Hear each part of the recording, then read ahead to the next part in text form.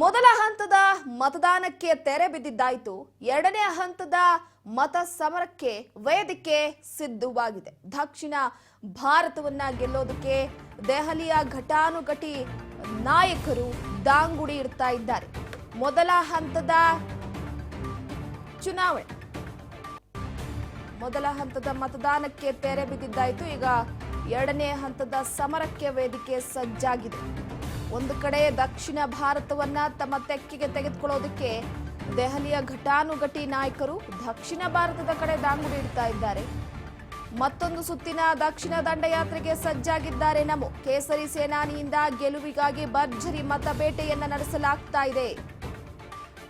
ಬಿಜೆಪಿಯನ್ನ ಇನ್ನಷ್ಟು ಸುಭದ್ರಗೊಳಿಸೋದಕ್ಕೆ ಮೋದಿ ಕಹಳೆಯನ್ನ ಮೊಳಗಿಸಿರೋದು. ಮೊದಲ ಹಂತಕ್ಕೆ ತೆರೆ, ಎರಡನೇ ಹಂತದ ಸಮರಕ್ಕೆ ವೇದಿಕೆ ಸಜ್ಜು.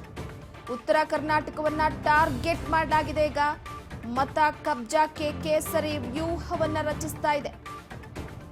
ಉತ್ತರ ಭಾರತದಲ್ಲಿ ಬಿಜೆಪಿ ಪ್ರಾಬಲ್ಯವನ್ನ ಸಾಧಿಸ್ತಾ ಇರುವಂತದ್ದು ಮತ್ತೊಮ್ಮೆ ಗೆಲ್ಲೋದಕ್ಕೆ ಪಡವನ್ನ ತೊಡಲಾಗಿದೆ. ಈಗಾಗಲೇ ಕೇಸರಿ ಸೇನಾನಿಗಳಿಂದ ಭರ್ಜರಿ ಮತಬೇಟೆಯನ್ನ ನಡೆಸ್ತಾ ಇರುವಂತದ್ದು ಬಿಜೆಪಿಯನ್ನ ಇನ್ನಷ್ಟು ಸುಭದ್ರಗೊಳಿಸೋದಕ್ಕೆ ಮೋದಿ ಕಹಳೆಯನ್ನ ಮೊಳಗಿಸಿದ್ದಾರೆ. ತಡರಾತ್ರಿ ಕುಂದಾನಗರಿ ಬೆಳಗಾವಿಗೆ ಪ್ರಧಾನಿ ಮೋದಿ ಅವರು ಎಂಟ್ರಿ ಕೊಟ್ಟಿದ್ದಾರೆ. ಇಂದು ಮತ್ತೆ ನಾಳೆ ರಾಜ್ಯದಲ್ಲಿ ಪ್ರಧಾನಿ ಮೋದಿ ಮತಬೇಟೆಯನ್ನ ನಡೆಸಲಿದ್ದಾರೆ.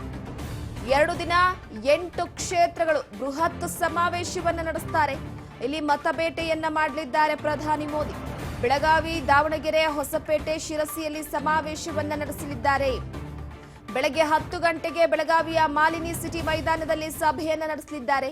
ಮಧ್ಯಾಹ್ನ 12 ಗಂಟೆಗೆ ಶಿರಸಿಯಲ್ಲಿ ಬಿಜೆಪಿಯಿಂದ ಸಮಾವೇಶವನ್ನ ಆಯೋಜನೆ ಮಾಡಲಾಗಿದೆ. ಇನ್ನು ಮಧ್ಯಾಹ್ನ 2 ಗಂಟೆಗೆ ದಾವಣಗೆರೆಯ ಲೋಕ ಕ್ಷೇತ್ರದಲ್ಲಿ ಮೋದಿ ಮೇನಿಯಾ ಶುರುವಾಗಲಿದೆ. ಸಂಜೆ 5 ಗಂಟೆಗೆ ಹೊಸಪೇಟೆ ಸಮಾವೇಶದಲ್ಲಿ ನಮೋ ಉಪಸ್ಥಿತಿ ಇರಲಿದ್ದಾರೆ. ತಡರಾತ್ರಿ ಹೊಸಪೇಟೆಯಲ್ಲಿ ವಾಸ್ತವ್ಯವನ್ನ ಹೂಡಲಿದ್ದಾರೆ ಪ್ರಧಾನಿ ಮೋದಿ.